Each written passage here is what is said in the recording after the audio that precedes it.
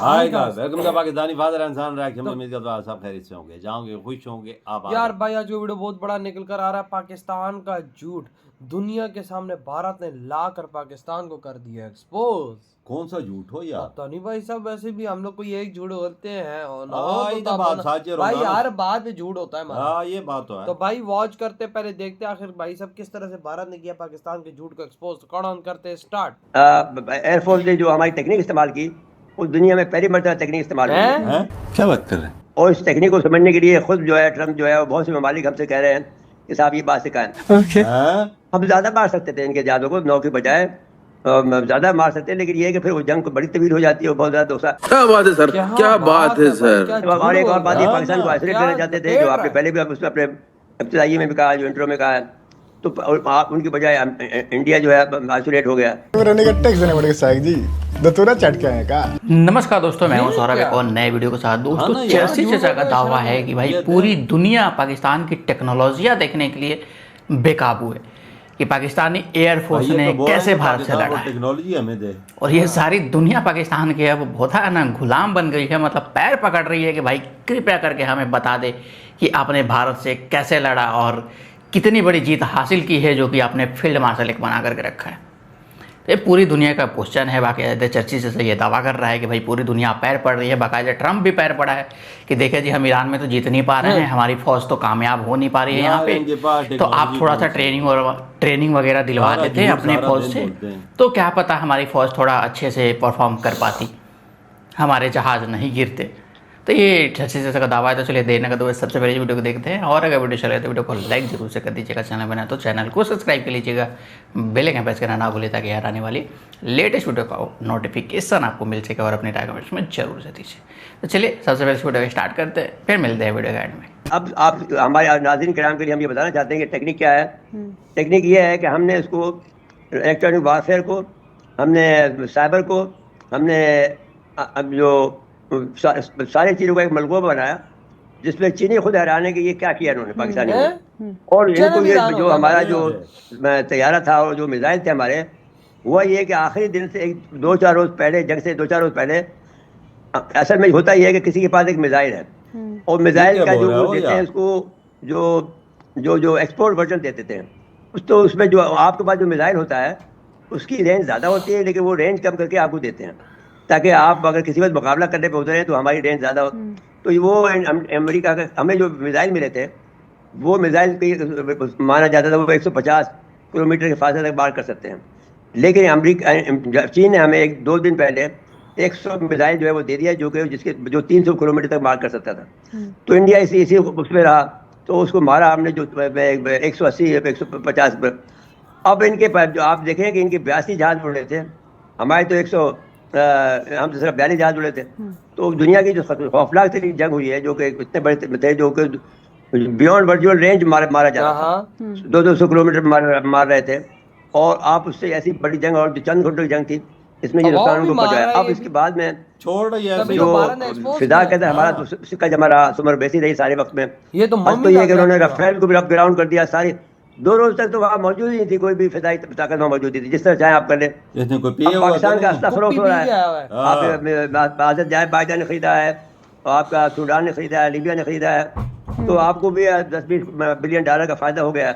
अच्छा जी, मैं ये कह रही थी कि मोदी सरकार, जिस तरह से मैंने आपको कहा ना कि पहले उड़ी उन्होंने एक वाक़या किया, फिर पुलवामा हुआ, फिर पहलगाम हुआ, तो आपको नहीं लगता कि अवाम जो है, भारतीय अवाम जो है वो होपलेसी का शिकार है, उनकी मईशत कमज़ोर है, अवाम जो है मतलब गुर्बत की सतह से भी नीचे ज़िंदगी गुजारी, और भी बहुत से मसाइल हैं, बजाय अपनी मईशत जंगी जुनून को पूरा करने में मोदी सरकार को अपनी अवाम पर तवज्जो नहीं देनी चाहिए?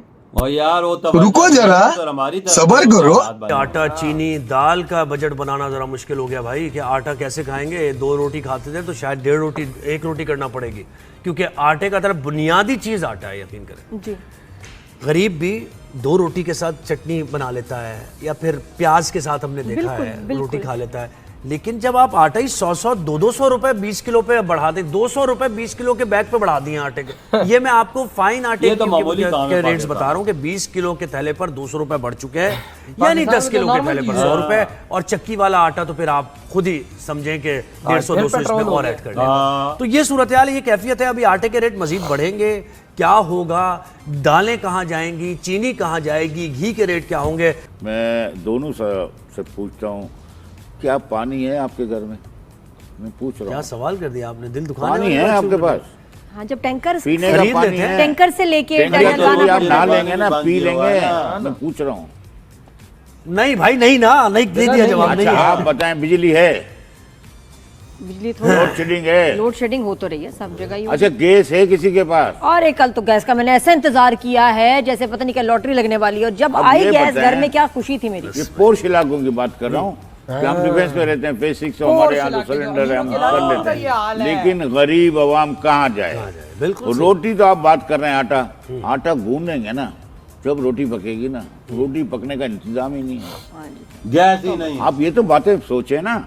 हम आटे की बात कर रहे हैं कि आटा ये कोहराम मच गया, जैसे आप देख रहे हैं कि होल्डिंग फिर शुरू हो गई है। होल्डिंग शुरू हो गई। होल्डिंग शुरू होती है ना, जब अशराफिया के लिए मुल्क बनाए, और यकीन माने मिडिल आदमी, गरीब आदमी के लिए मुल्क नहीं बनाया। अच्छा, कहते हैं कि हमारे मिडिल क्लास अब खत्म हो गई है, मिडिल क्लास अब रही तो नहीं। देखिए, अब देयर इज ओनली जब बेचारे मासूम पुअर क्लास और अपर क्लास, बीच वाला जो है ना खत्म हो गया वो तबका। कराची के शहरी मुल्क में सबसे महंगा आटा खरीदने पर मजबूर हैं। 20 किलो आटे के थैले की कीमत 2500 रुपए तक पहुंच गई है। एक हफ्ते में हैदराबाद लाड़काना में 20 किलो आटे का थैला 200 रुपए, सरगोदा में 190 रुपए, 160 रुपए, मुल्तान में इसी तरह 133 रुपए इजाफा हो गया 20 किलो आटे के थैले। जबकि लाहौर में ये बताया जा रहा है कि आटे का जो 20 किलो का थैला है वो मुल्क में कम तरीन सतह पर फरोख्त हो रहा है। इधर हुई ये वीडियो खत्म। भाई देखा हाल, एक तरफ तो इनके झूठ खत्म नहीं होते हैं कि भाई हमने भारत के 6 राफेल गिरा दिए। कभी कभी तो मुझे डर लगता है अगले साल ये ना बोलेंगे भाई 20 राफेल गिरा दिए थे, आंकड़े गलत हमने बताए हैं। मुझे ये समझ नहीं आ रही यार, राफेलों को गिरा के उखाड़ के लिए तो हम लोग यार साथ ये बोल रहा जो हमारे पास टेक्नोलॉजी वो किसी देश के पास है कहना भी अखेरा यार, बकाया बातें छोड़ो, क्या उखाड़ा, क्या उखाड़ लिया हमने उनके राफेल गिरा के। चलो बताओ, एक बात तो बताओ, पाकिस्तान की हिस्ट्री में क्या हमने उखाड़ लिया? हमने साला भाई साहब इधर कुत्ते वाली हालत हर पाकिस्तानी की हुई पड़ी है। न बिजली है, न पानी है, न कुछ है, न काच है, गैस की लोड शेडिंग है, आटा देख ले किधर पहुंचा हुआ है।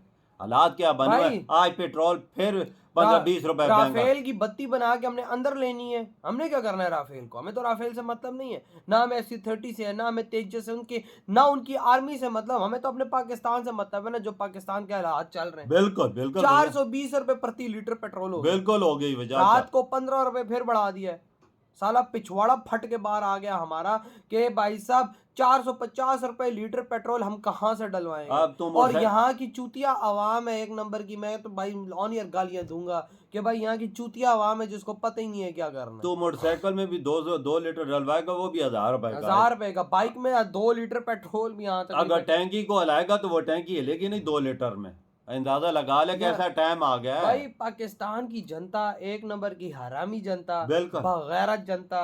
मैं कहता हूँ कुत्ते और इस पाकिस्तान की जनता में कोई फर्क नहीं है। गली के कुत्ते को मारो पत्थर तो वो भागता है, तो ये भी हरामी भागता। ये नहीं भागते नहीं वजात, ये देख लें इनके हालात, ये क्या बना हुआ है इस मुल्क में। इस मुल्क को कोई नहीं, हमें राफेलों से मतलब नहीं था, हमें भाई इस देश की तरक्की से मतलब था। लेकिन मुझे नहीं समझ आ रही इंटरनेशनल मार्केट में जब प्राइसेस भाई साहब डाउन हो रही हैं तो हमारे देश के अंदर अप क्यों कर रहे हैं? हाँ, इंडिया क्यों नहीं बढ़ा रहा? इंडिया भी तो है ना, बांग्लादेश में नहीं बढ़ी यार। हाँ, ये सोचो श्रीलंका में सारे हर जगह पे नॉर्मल रेंज जा रही है। नॉर्मल रेंज है, तो पाकिस्तान में हर जुम्मे वाले दिन पे कीमत बढ़ा देते हैं भाई। जुम्मे वाला कहते हैं अल्लाह का दिन होता है ना, ये अल्लाह के नाम पे बढ़ाते हैं और हमारी मारते हैं। देख लो तो भाई क्या बोल सकते हैं हम लोग, इस पे फेडअप है हम लोग। कोई इस पे बड़ी बात ऊंची बात नहीं करना चाहते क्योंकि भाई हमें मतलब ही नहीं है यार।